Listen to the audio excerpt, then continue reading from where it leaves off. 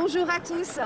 Alors moi la liberté d'expression, comment vous dire, je sais que ça n'existe pas en France. Aujourd'hui je peux le dire sans avoir honte, sans être complotiste ou quoi aux caisses. J'en ai fait l'amère expérience. Nous sommes véritablement dans une dictature.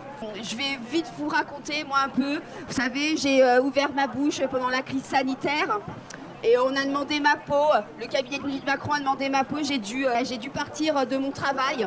Voilà, parce qu'il n'était pas question de parler de ça à ce moment-là. Mais pourtant, je ne pouvais pas faire autrement parce que j'avais les données sous les yeux, comme beaucoup de journalistes. Hein. Vous savez qu'il y a des journalistes comme Christine Kelly, comme Monsieur Lejeune, qui ont avoué qu'ils s'étaient autocensurés. Moi, je trouvais que c'était inadmissible de s'autocensurer à cette période-là parce qu'on avait besoin, c'était d'utilité publique de devoir informer la population. C'était normal de prévenir la population sur les mesures sanitaires, sur les vaccins, etc. On avait déjà ces données-là. Quand on était journaliste, on savait même qu'on allait être confiné une semaine avant tout le monde. Donc c'était juste inadmissible que les journalistes n'ouvrent pas leur bouche à ce moment-là. Donc moi j'ai dû quitter mon travail.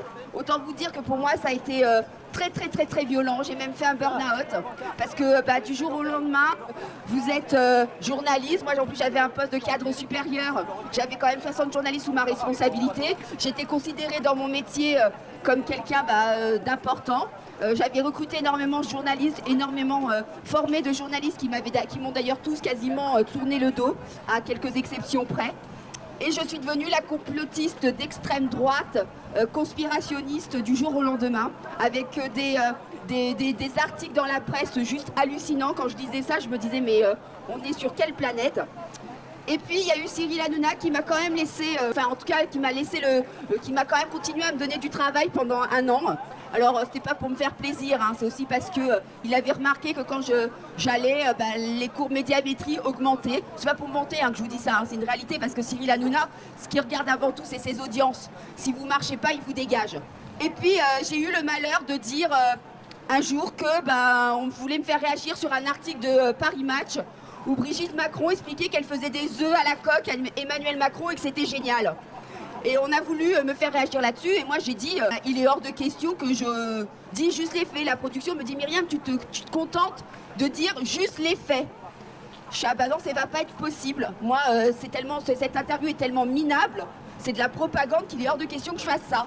Donc j'appelle Cyril Hanouna et puis je lui dis Cyril il me dit non mais tu fais comme tu veux, vas-y, il n'y a pas de souci, non. Donc je raconte ce qu'il y a dans l'interview et puis évidemment je donne mon avis. Et puis il arrive le moment où, comme elle, dans cet article, elle parlait de sa relation avec Emmanuel Macron, où elle dit qu'elle avait flashé sur son élève.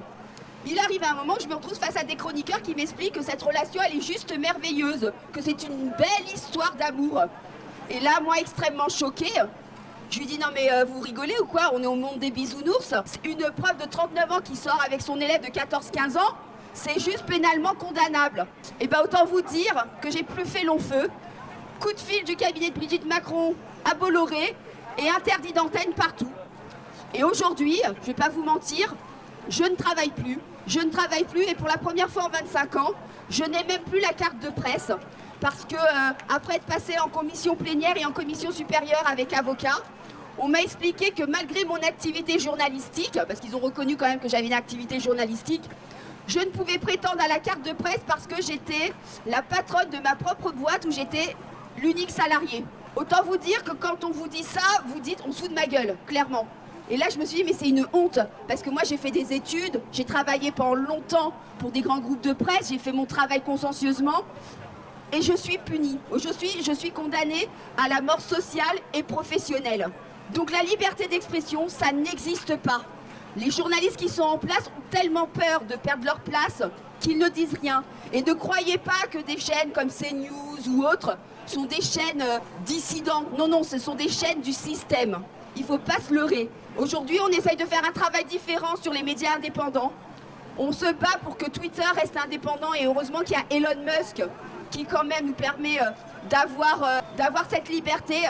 Aujourd'hui, la véritable information, vous la trouvez sur des journalistes sérieux qui sont sur les réseaux sociaux et on n'est pas très nombreux.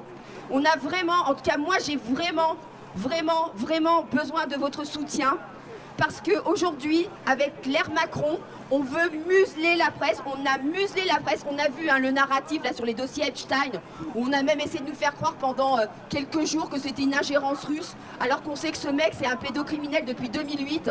Ils ont enterré la perquisition de 2019, alors que dans l'appartement avenue Foch, il y avait tout un tas de caméras, d'objets dégueulasses. Moi, on m'a pris la tête, j'étais même citée pendant la commission d'enquête de C8 et à l'Assemblée nationale parce que j'ai eu le malheur de parler de pédocriminalité sataniste.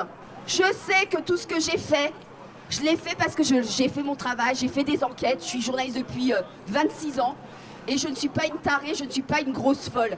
Je sais qu'un jour, l'histoire me donnera raison et je veux vous dire aujourd'hui merci à vous pour tout le soutien que vous m'apportez, parce que même s'il y a des jours où c'est extrêmement difficile, parce que moi c'est un métier que j'ai fait par passion, et bien grâce à vous je tiens le coup. Donc merci beaucoup et surtout ne lâchez rien, parce que sans liberté d'expression, sans médias qui font son travail, on le voit bien, une élite fait exactement ce qu'elle veut, manipule les foules et nous manipule et surtout nous dirige et nous contrôle. Donc on doit continuer à informer et à dénoncer tout ça. Voilà, merci beaucoup à vous. Vive la France et vive la liberté d'expression.